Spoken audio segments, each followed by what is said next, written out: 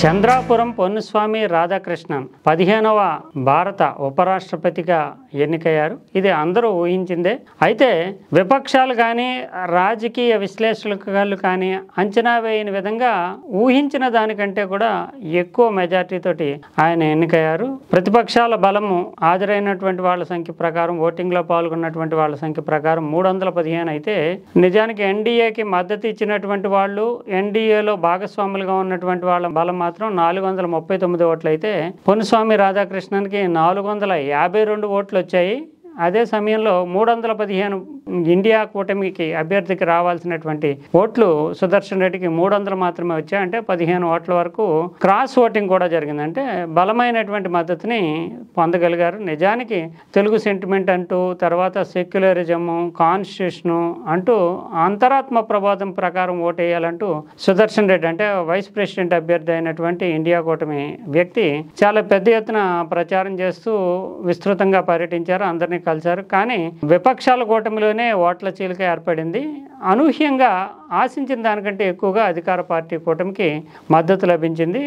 అది ఒక గొప్ప విజయం. అయితే నిజానికి భారత ఉపరాష్ట్రపతి ఎలాగో ఎన్డీఏ కూటమి అభ్యర్థి ఎన్నికవుతాడు, ఓట్లు అటు ఇటు అయినా అనేది అందరికీ తెలిసిన విషయం. అయితే పొన్నుస్వామి రాధాకృష్ణన్ నుంచి మనము ఏమి ఆశించాలి, ఆయనకు ఉండేటటువంటి ప్రత్యేకత ఏంటి? నిన్న మొన్నటి వరకు ఆయనకి భారతీయ జనతా పార్టీలో అందరికీ తెలిసి ఉండొచ్చు, లేదంటే గవర్నర్గా ఉండుండొచ్చు. అయినప్పటికీ పెద్దగా జాతీయ స్థాయి స్టేచర్ ఉన్నటువంటి వ్యక్తిగా ఎప్పుడు చూడలేదు. అటువంటి వ్యక్తి అనూహ్యంగా అభ్యర్థి రేసులోకి రావడము, ఉపరాష్ట్రపతిగా ఎన్నిక కావడము, ఎందుకు ఈయన్ని భారతీయ జనతా పార్టీ ఎంపిక చేసుకుంది అనేది ఒక పెద్ద చర్చనీయమైనటువంటి అంశము. ఆయనకు ఉండేటటువంటి ప్రత్యేకత ఏంటి? అసలు ఆయన పుట్టుక నుంచి ఇప్పటి వరకు కొన్ని విశ్వాసాలు, అంటే మనిషికి నమ్మకం అనేటటువంటిది ఎంత బలాన్ని ఇస్తుంది అనే దానికి ఒక ఉదాహరణగా పొన్నుస్వామి రాధాకృష్ణన్ని చూడాల్సి ఉంటుంది. అంటే ముఖ్యంగా ఆయన పుట్టుక అంటే 1957లో ఆయన జన్మించినప్పుడే వాళ్ళ తల్లి జానకి అమ్మాళ్ళు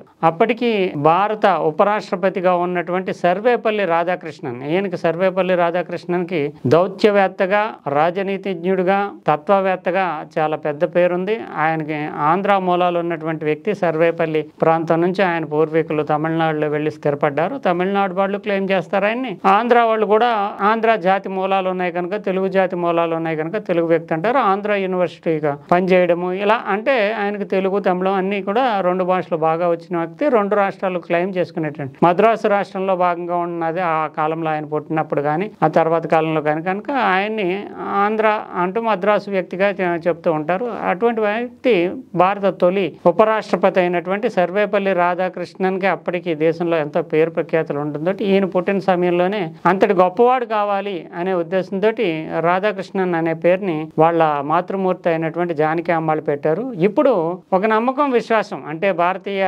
విశ్వాసాల్లో భాగంగా భావిస్తూ ఉంటారు. అలా ఇప్పుడు 15వ రాష్ట్రపతిగా, ఉపరాష్ట్రపతిగా రాధాకృష్ణన్ ఎంపిక కావడం అనేది ఆ తల్లి నమ్మకాన్ని ఫలించినట్లుగా చూడాల్సి ఉంటుంది. అయితే ఈయన ఏమైనా ప్రత్యేకంగా కృషి చేశాడా? దీనికంటే ఎటువంటిది లేదనే చెప్పాలి. ఎందుకంటే తన పని తాను చేసుకుపోవడం సిద్ధాంతం. అంటే తమిళనాడులో 1950 ప్రాంతాల నుంచి, ఈయన పుట్టిన కాలం నుంచి చూస్తే కనుక తమిళనాడు రాజకీయాలన్నీ కూడా హిందీ ద్వేషం, హిందీ అంటే హిందీ పట్ల వ్యతిరేకత, మతానికి వ్యతిరేకత, హిందీ అంటే జాతీయ భాషగా ఉన్నటువంటి హిందీ పట్ల ద్వేషం. ఈ 2 ప్రాతిపదికగానే తమిళనాడు రాజకీయాలన్నీ గడిచినటువంటి 60 సంవత్సరాలుగా నడుస్తూ వస్తున్నాయి, 60-70 సంవత్సరాలుగా.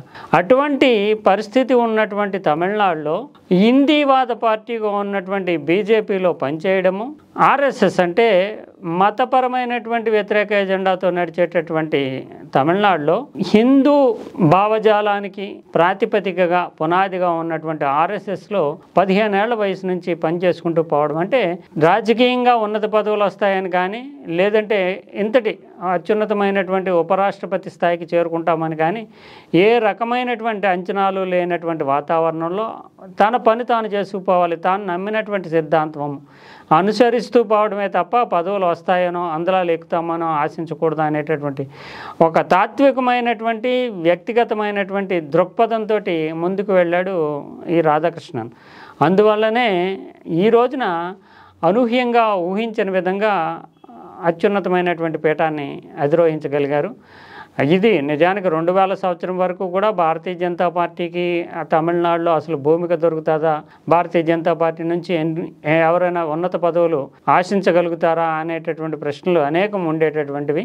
అయినా 70ల నుంచి కూడా తన పని తాను చేసుకుపోతూ వచ్చాడు ఈ రాధాకృష్ణన్. అందువల్లనే ఈయన్ని కోయంబత్తూర్ వాజ్పేయి అంటూ ఉంటారు. ఎందుకంటే భారతీయ జనతా పార్టీ తమిళనాడులో బలపడడానికి ఒక చిత్తశుద్ధితోటి అంకిత భావంతో పని చేసుకుంటూ పోయినటువంటి వ్యక్తిగా రాధాకృష్ణన్కు ఉన్నటువంటి పేరు. 1998లో తొలిసారిగా కోయంబత్తూరు నుంచి లోక్సభకి ఎంపిక కావడం, 99లో మరోసారి ఎంపిక కావడం అనేటటువంటి జరిగింది, ఎన్నికయ్యారు. అవి రెండు కూడా అప్పట్లో వాజ్పేయి హవా కావచ్చు, ఇతరత్ర అనేక అంశాలు దోహదం చేశాయి. వాజ్పేయి ఏ రకంగా అయితే పని చేయడం మీదే దృష్టి పెడతారో అలాగే ఈయన పని చేసుకుపోతూ ఉంటారు కనుక కోయంబత్తూర్ వాజ్పేయి అనేటటువంటి పేరు ఈయనకి వచ్చింది ఆ పార్టీలో. తర్వాత నుంచి ఈ కీలకమైనటువంటి పదవులు అంటే భారతీయ జనతా పార్టీ హవా తగ్గడం, దాంతో 2004 నుంచి ఆయన 2007 వరకు ఆ పార్టీ రాష్ట్ర శాఖ అధ్యక్షుడిగా ఎదురీతలోనే, నిజానికి అప్పటికి అధికారం కోల్పోయింది భారతీయ జనతా పార్టీ, ఎదురీత కాలంలోనే రాష్ట్ర శాఖ అధ్యక్షుడిగా పార్టీ శాఖల నిర్మాణము, పార్టీకి సంబంధించినటువంటి ప్రచారాలు ఇవన్నీ నిర్వహించారు. ముఖ్యంగా ఈయన నిర్వహించినటువంటి ఒక రథయాత్ర అది చాలా పెద్ద పేరు తెచ్చిపెట్టింది ఈయనకి. అంటే ఈయన నిర్వహించినటువంటి రథయాత్రలో ముఖ్యంగా ఉగ్రవాద నిర్మూలన, అంటరానితనాన్ని నిర్మూలించాలి, దేశంలో ఉండేటటువంటి నదులన్నింటినీ అనుసంధానం చేసి దేశాన్ని సౌభాగ్యవంతం చేయాలి, సస్యశ్యామలం చేయాలంటూ ఈయన 19,000 కిలోమీటర్లు రథయాత్ర నిర్వహించాడు. అంటే తమిళనాడులోని శాసనసభ నియోజకవర్గాలన్నింటినీ చుట్టుముడుతూ 19,000 కిలోమీటర్ల రథయాత్ర ఈ 3 అంశాలు అంటే ఉగ్రవాద నిర్మూలన, అదే సమయంలో నదుల అనుసంధానం, అంటరానితనాన్ని నిర్మూలించాలి. అంటే తమిళనాడులో అంటరానితనం చాలా ఎక్కువగానే ఉంటుంది. కొన్ని వర్గాల పట్ల, వర్ణాల పట్ల ఎంత ద్రవిడ ఉద్యమం ప్రబలంగా ఉన్నటువంటి రాష్ట్రం అయినప్పటికీ చాలా తీవ్రమైనటువంటి వివక్ష కొనసాగుతున్నటువంటి రాష్ట్రంగా తమిళనాడు చూడాలి. అటువంటి పరిస్థితుల్లో అంటరానితనం నిర్మూలన అనే అంశము, జాతీయవాద ఎజెండాలో భాగంగా ఉగ్రవాద నిర్మూలన, ఇక భారతదేశానికి ఎజెండాగా ఉండేటటువంటి నదుల అనుసంధానం అనేటటువంటి 3 అంశాలను తీసుకుంటూ 19,000 కిలోమీటర్లు నిర్వహించినటువంటి ఒక రథయాత్ర అనేటటువంటిది ఈయనకి ఇమేజ్ అంటామా లేదంటే ఆ అంశాలకు ఉండేటటువంటి ప్రాధాన్యం అందామా, భారతీయ జనతా పార్టీ బలపడడానికి అదే సమయంలో ఒక ఎజెండాని రాష్ట్రం ముందు పెట్టడానికి దోహదం చేశాయి. ఆ తర్వాత ఈయన అనేక సార్లు పోటీ చేసినప్పటికీ ఎన్నిక కావడం అనేది కష్టసాధ్యమైంది. 2014లో పోటీ చేశారు, 19లో పోటీ చేశారు. ఇవేమి ఇక్కడ రిజల్ట్స్ ఇవ్వలేదు. అంటే అక్కడ ఆ పార్టీకి ఉండేటటువంటి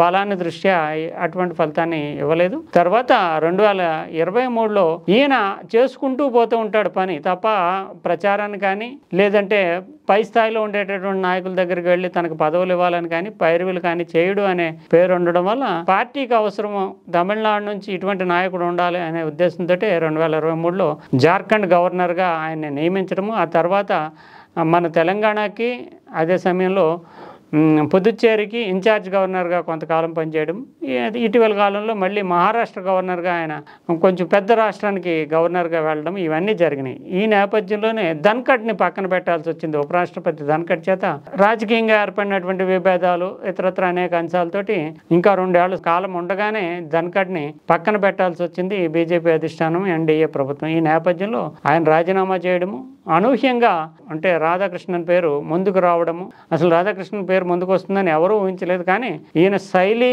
ఈయనకు ఉండేటటువంటి బ్యాక్గ్రౌండ్, ఎవరిని ఏమి అడగకపోవడము, 2 సార్లు లోక్సభ సభ్యునిగా పనిచేసినటువంటి అనుభవము, అన్ని వర్గాల కంటే అటు తమిళనాడులో కూడా ఈయన భారతీయ జనతా పార్టీ వ్యక్తిగా సిద్ధాంతపరంగా డిఎంకే ఏడీఎంకే తోటి ఎంత తీవ్రమైనటువంటి సిద్ధాంతపరమైనటువంటి వైరుధ్యాలు ఉన్నప్పటికీ వ్యక్తిగతంగా మాత్రము ఆయా పార్టీల నాయకులతో ఉండేటటువంటి సాన్నిహిత్యము, సౌహార్ద్రభావం అంటే మృదు స్వభావిగా సౌహార్ద్రభావం, తాను అనుకున్న దాన్ని మాత్రం చెప్తాడు తప్ప దాన్ని ఒక విద్వేషంగా కానీ భావ సంఘర్షణని తీసుకెళ్లి కట్లాటగా కానీ సంఘర్షణగా కానీ మార్చకపోయినటువంటి వ్యక్తిత్వము రాధాకృష్ణన్కు ఉండడం వల్ల అక్కడ ఉండేటటువంటి పార్టీలన్నింటికి కూడా ఇష్టమైనటువంటి ఆత్మీయమైనటువంటి వ్యక్తిగా నిలిచాడు. దానివల్లే ఆయన ఎంపిక పట్ల తమిళనాడు చాలా హర్షాతిరేకాలు వ్యక్తం చేసింది. ఇప్పుడు క్రాస్ ఓటింగ్ జరగడానికి కూడా డిఎంకే నిజానికి ఇండియా కూటమిలో భాగస్వామిగా ఉంది. అయినప్పటికీ ఎన్డీఏ అభ్యర్థి అయినటువంటి ఈ రాధాకృష్ణన్ వైపు డిఎంకే ఓటింగ్ కూడా మరలింది అనేది పరిశీలకులు చెప్తున్నటువంటి అంచనా. అంటే ఖచ్చితంగా తమిళనాడులో ఉండేటటువంటి ప్రజలందరి యొక్క మద్దతు పొందాడు. ఇక జాతీయంగా ఈయన పెద్ద ఎత్తున ఏమీ ప్రచారం చేసుకోలేదు. అందరూ అన్ని పార్టీలకు ఫోన్లు చేయడము, కలవడము, వాళ్ళందరూ నాకు మద్దతు ఇవ్వాలని చెప్పలేదు. ఇండియా కూటమి ఆ రకంగా చెప్పాలంటే జస్టిస్ సుదర్శన్ రెడ్డి పెద్ద ఎత్తున ప్రచారం చేశారు. కానీ తాను మాత్రము లో ప్రొఫైల్ తోటే ఉన్నాడు. అయినా కూడా నెగ్గించేటటువంటి బాధ్యతని నరేంద్ర మోడీ, అమిత్ షా తీసుకున్నారు. తాను ఇది ఒక ప్రెస్టీజియస్ పోస్ట్ అని కానీ, లేదంటే దీనివల్ల తాను ఒక గొప్ప అదృష్టవంతుడిని అయిపోయానని కానీ ఆయన భావించట్లేదు అనే దానికి నిదర్శనం ఇది. అందువల్లనే ఇది ఒక బాధ్యత చేయాలి, పార్టీ అప్పగించిస్తోంది, దీన్ని చేయాలి, నిర్వర్తించాలి అనే మేరకే ఈ రాధాకృష్ణ తీసుకున్నారు. అందువల్లనే ఆయన దీనికి సంబంధించి హర్షాతిరేకాలు వ్యక్తం చేయలేదు. అభ్యర్థిగా ఎంపిక చేసినప్పుడు హర్షాతిరేకాలు వ్యక్తం చేయలేదు. ఉపరాష్ట్రపతిగా ఎన్నిక అయిన తర్వాత కూడా ఆయన ఇది ఒక బాధ్యతగానే తీసుకుంటున్నాడు తప్ప ఆ పదవి అత్యున్నతమైనటువంటి పదవి, ఇది ఒక అదృష్టము, గొప్పది అనేటటువంటి ఆలోచనలో లేరు. అందువల్ల ఖచ్చితంగా ఆయన కర్తవ్యాన్ని చిత్తశుద్ధితో నిర్వహిస్తారు అని రాజకీయ పరిశీలకులు, మీడియా వర్గాలు చెబుతున్నాయి. ఏదేమైనా ఒక నమ్మకాన్ని పెట్టుకుని ముందుకు వెళ్ళినప్పుడు ఖచ్చితంగా అయాచితంగా మనం అడగకుండానే పనికి ఫలితం లభిస్తుంది అనే దానికి రాధాకృష్ణన్ ఉపరాష్ట్రపతిగా కావడం అనేదాన్ని గొప్ప సంకేతంగా, ప్రతీకాత్మకంగా చెప్పుకోవాలి. ఇదే విషయం మనకి తెలుగు రాష్ట్రాల్లో కూడా ఒక 30-40 సంవత్సరాల క్రితం వెళితే భారతీయ జనతా పార్టీ ఏంటి ఇక్కడ అసలు కార్పొరేటరు, కౌన్సిలర్ అభ్యర్థిగా కూడా ఎంపిక అవుతారా తెలియనటువంటి పరిస్థితుల్లో పార్టీకి పనిచేసుకుంటూ పోయినటువంటి వాళ్ళకి అటు ఆంధ్రప్రదేశ్లో ఎమ్మెల్యేలుగా, ఎమ్మెల్సీలుగా, మంత్రులుగా అనేక రకాలైనటువంటి అవకాశాలు వచ్చి, ఇటు తెలంగాణలో కూడా సైద్ధాంతికంగా నమ్మకాన్ని పెట్టుకుంటూ పార్టీ పట్ల విశ్వాసాన్ని ప్రకటిస్తూ ముందుకెళ్ళిన వాళ్ళకి అనేక పదవులు వచ్చినటువంటి ఉదాహరణలు కనిపించాయి. ఇది కూడా ఖచ్చితంగా రాధాకృష్ణన్ ఎంపిక కూడా ఆయన్ని మొదటి నుంచి కూడా నమ్మకం నడిపించింది. ఇప్పుడు ఉపరాష్ట్రపతిగా అత్యున్నతమైనటువంటి పదవిలో కూర్చున్నారు. భవిష్యత్తులో అంటే రాజ్యసభ చైర్మన్గా ఆయన వ్యవహరిస్తారు కనుక రాష్ట్రాల హక్కులు, సమాఖ్య వ్యవస్థకి స్ఫూర్తికి నిదర్శనగా రాజ్యసభ వ్యవహరిస్తుంది. దానికి అధ్యక్షుడిగా ఉన్నటువంటి వ్యక్తి రాష్ట్రాల హక్కులు, ఎందుకంటే రాష్ట్రాల నుంచి ఎన్నికైనటువంటి రాజ్యసభ సభ్యులు కూడా ఓటేస్తేనే ఆయన ఆ స్థానానికి చేరుకున్నారు కనుక రాష్ట్రాల హక్కులు కాపాడడం, సమాఖ్య వ్యవస్థ స్ఫూర్తిని నిలబెట్టడం అనేది ప్రధానమైనటువంటి బాధ్యతగా ఉంటుంది. మొదటి భారత ఉపరాష్ట్రపతి అనేటువంటి సర్వేపల్లి రాధాకృష్ణనే ఈ రాజ్యసభకు సంబంధించినటువంటి విషయాల్లో ఒక నిర్దిష్టమైనటువంటి ప్రమాణాలని నెలకొల్పారు. తమిళనాడుకి చెందిన వ్యక్తిగానే గుర్తింపు ఉన్నటువంటి రాధాకృష్ణన్, మొదటి ఉపరాష్ట్రపతి రాధాకృష్ణన్ కొన్ని ప్రమాణాలు నెలకొల్పారు. రాజ్యసభ కేవలం చట్టాలు చేయడానికి, చట్టాలు ఆమోదించడానికి మాత్రమే కాదు, చర్చలు నడిపి ఉన్నతమైనటువంటి ప్రమాణాలని, విలువల్ని నిర్దేశించడానికి ఉద్దేశించినటువంటి సభ అంటూ రాజ్యసభకి ఏ రకంగా పనిచేయాలంటూ సర్వేపల్లి రాధాకృష్ణన్ కొన్ని ప్రమాణాలని నిర్దేశించారు. ఆ ప్రమాణాలని నిలబెట్టడానికి గాను అప్పటి ప్రధాని నెహ్రూతో లాంటి వాళ్ళతో విభేదించినటువంటి ఘట్టాలు కూడా ఉన్నాయి. అందువల్లనే ఇప్పుడు ఈయన అంటే సర్వేపల్లి రాధాకృష్ణన్ యొక్క స్ఫూర్తితోటి వాళ్ళ మదర్, అమ్మగారు అయినటువంటి జానకి అమ్మాళ్ళు ఏ పేరైతే పెట్టుకున్నారో ఇప్పుడు రాజ్యసభ స్ఫూర్తిని నిలబెట్టేలాగా రాజ్యాంగ పరిరక్షణలో భాగంగా, సమాఖ్య వ్యవస్థలో భాగంగా రాష్ట్రాల హక్కులకి సంబంధించినటువంటి విషయాల్లోని అవసరమైతే ఇప్పుడు ఉన్నటువంటి అప్పట్లో సర్వేపల్లి రాధాకృష్ణన్ ఏ రకంగా అయితే నెహ్రూ విధానాలతో విభేదిస్తూ కూడా కొన్ని సందర్భాల్లో మాట్లాడే హక్కు, ప్రతిపక్షాలకి మాట్లాడే హక్కు లేకపోతే ప్రజాస్వామ్య స్ఫూర్తి నిలబడదు. అందువల్ల ప్రభుత్వం ఏమనుకున్నా సరే ప్రభుత్వ విధానాలతో విభేదించేటటువంటి స్వేచ్ఛ ప్రతిపక్షాలకు ఉండాలంటూ రాధాకృష్ణన్ కొన్ని ప్రమాణాలని అప్పట్లోనే నిర్దేశించుకున్నారు. అటువంటి ప్రమాణాల ప్రకారమే ఇప్పుడున్నటువంటి భారత ప్రధానమంత్రి నరేంద్ర మోడీతో కూడా రాష్ట్రాల హక్కుల విషయంలో విభేదించి ప్రతిపక్షాలు మాట్లాడేటటువంటి స్వేచ్ఛను కల్పించాల్సినటువంటి బాధ్యత ప్రస్తుతం ఉన్నటువంటి చంద్రాపురం పొన్నుస్వామి రాధాకృష్ణ పైన కూడా ఉంటుంది. అందువల్ల 3TV తరపున శుభాకాంక్షలు చెప్తూ నిజమైన ప్రజాస్వామ్య స్ఫూర్తికి, సమాఖ్య వ్యవస్థకి ప్రతీకాత్మకంగా ఉండేటటువంటి రాజ్యసభ అధ్యక్షులుగా, ఉపరాష్ట్రపతిగా ఆయన తన పనిని, కర్తవ్యాన్ని నిర్వర్తించడంలో గత నుంచి ఆయన ఎలాగైతే విశ్వాసాన్ని నిలబెట్టుకుంటూ వచ్చారో ఆ విశ్వాసాన్ని ప్రాతిపదికగా చేసుకుంటూ మరోసారి విజయవంతం కావాలి ఈ పదవిలో అని శుభాకాంక్షలు అందిద్దాం.